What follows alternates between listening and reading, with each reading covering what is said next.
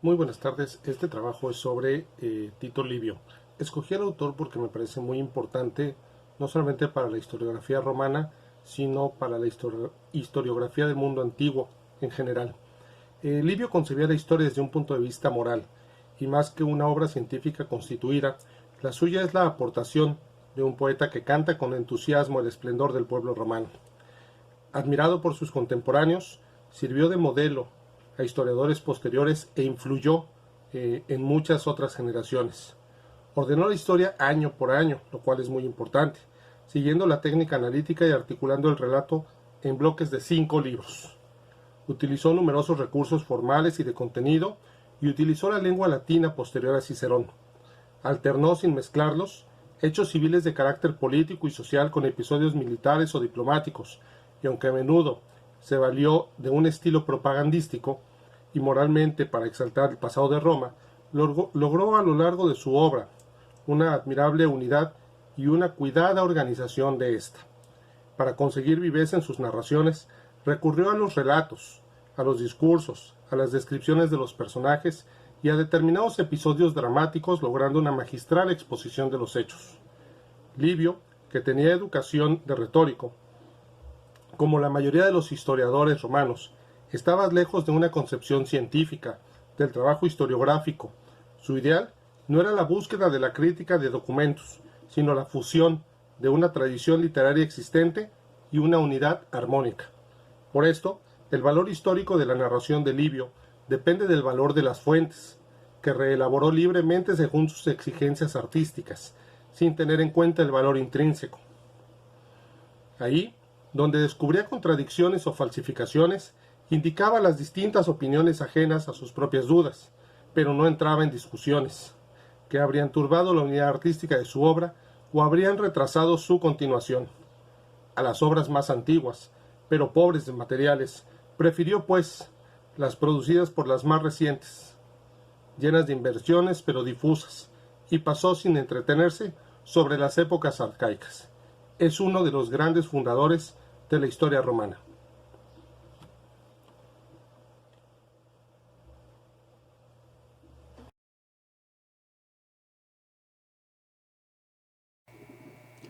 Nació en el año 64 a.C. en Padua, en aquellos años la ciudad más importante del noroeste de la península itálica, y atendiendo al censo del año 19, la segunda más poblada del imperio.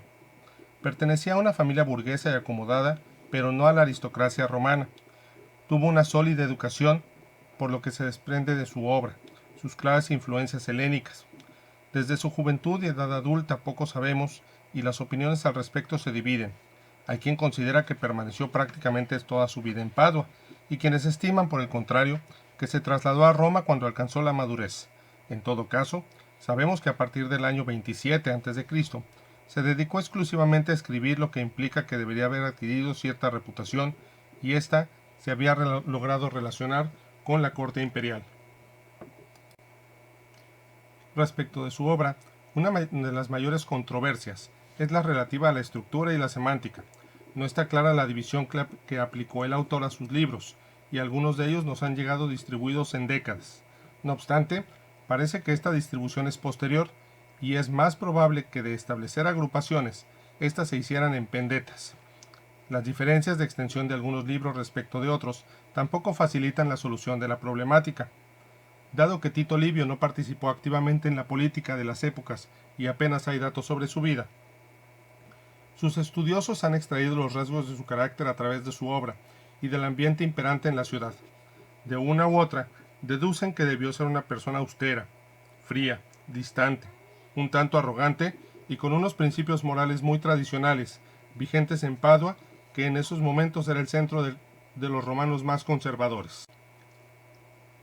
La parte central de su narrativa es el afán de profundizar en la investigación de los sucesos. Su finalidad es ensalzar los valores tradicionales de Roma para corregir los defectos de la sociedad en la que vive, esto es, tiene un objeto didáctico y moralizante. Considera que la virtud romana se ha ido degenerando hasta alcanzar el punto decadente del momento en que escribe, a consecuencia del abandono de las costumbres y tradiciones que hicieron grande a Roma. Para revertir esta situación, utiliza el pasado como ejemplo de las conductas y los valores que deben regir en el imperio y que permiten su regeneración moral. En este contexto, los hechos y la precisión historiográfica se sitúan en un segundo plano, como el propio historiador lo reconoce. Los primeros libros en los que recoge las leyendas sobre la fundación de Roma dan buena cuenta de la ausencia de rigor, pues en ellos prima lo fantástico y legendario frente a lo real y a lo histórico. Esta circunstancia tampoco le preocupa mucho, ya que su objetivo es otro, y la precisión se desplaza en favor del contenido que transmiten las leyes.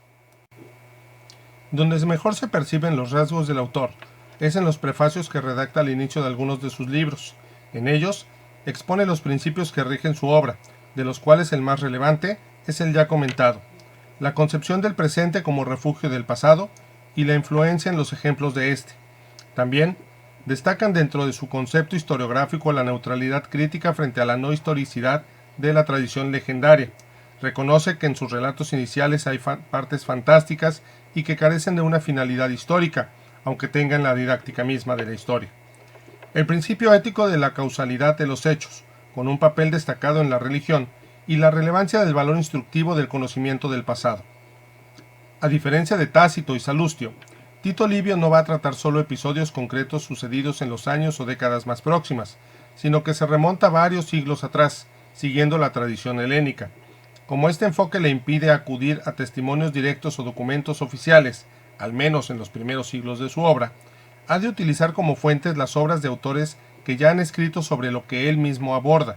Incluso, cuando tiene la oportunidad de consultar documentos oficiales, prefiere seguir apoyándose en el trabajo de sus predecesores. El tratamiento que da a los hechos ha llevado a algunos autores a negar a Tito Livio la condición de verdadero historiador. Las críticas vertidas sobre su obra son bastante duras. Se le acusa de no aplicar un sesgo crítico a las fuentes, especialmente en los primeros libros, y de incluir datos incorrectos, sobre todo cronológicos y geográficos.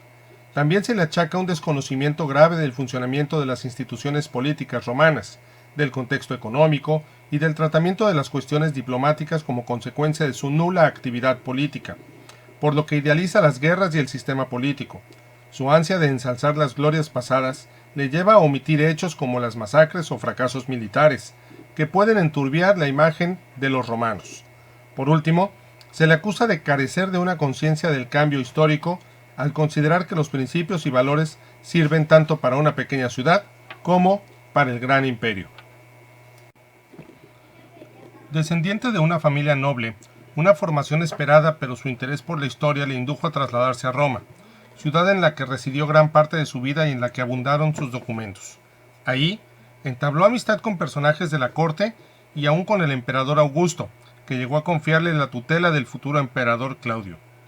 En Roma, y aprovechando el favor de Augusto, tuvo acceso al vasto tesoro documental de los archivos romanos para llevar a cabo una monumental obra, la Historia de Roma, a la que consagró toda su vida.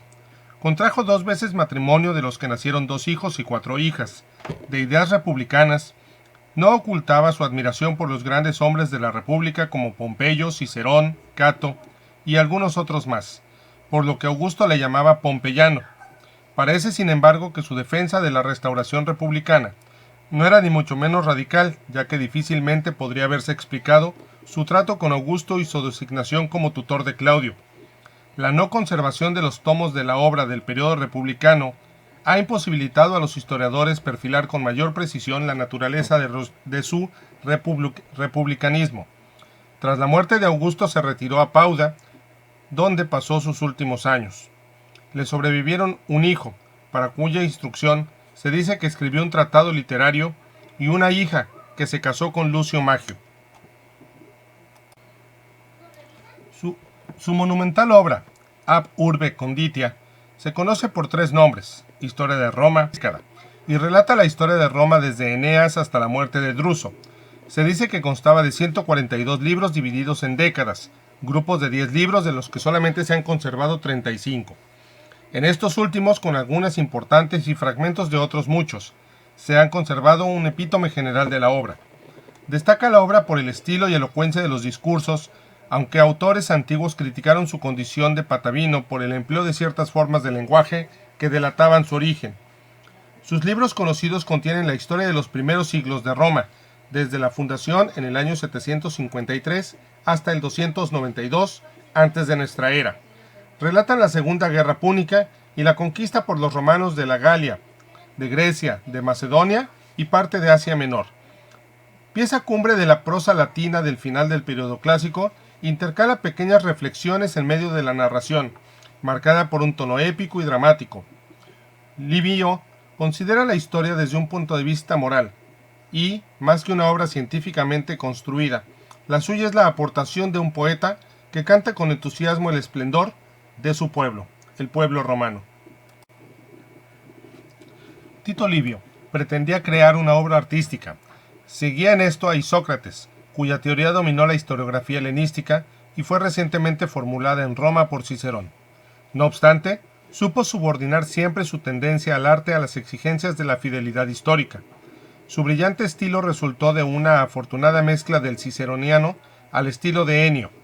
Sus periodos, muy estudiados, son más bien densos y simétricos que los de Cicerón, lo que produce una sensación de monotonía. Utilizó como elementos poéticos un ritmo didáctico muy afín al hexámetro. Aceptó además expresiones poéticas, metáforas vivas y atrevidas.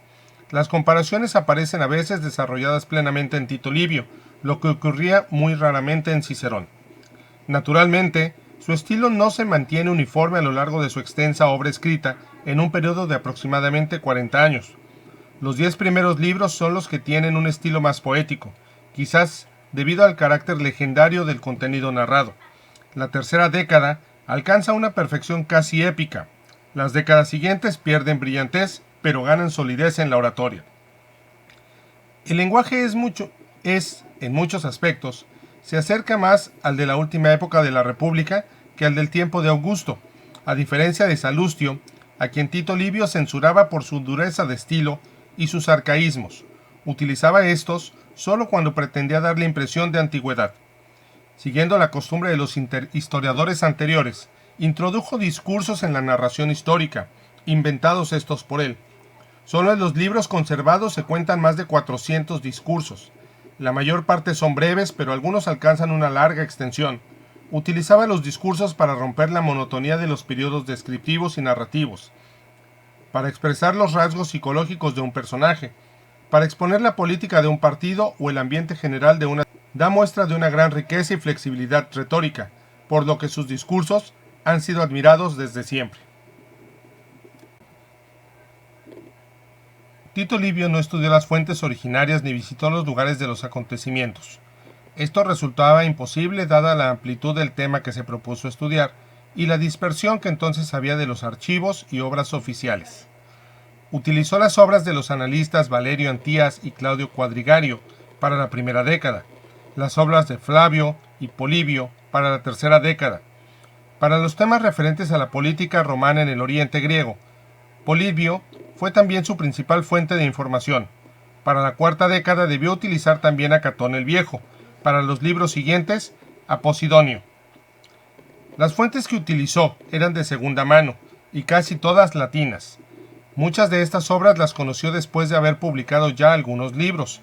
Así, manejando a Polibio, conoció la informalidad de Valerio Antías, pero ya había publicado algunos libros en los que utilizó confiado la obra de Antías.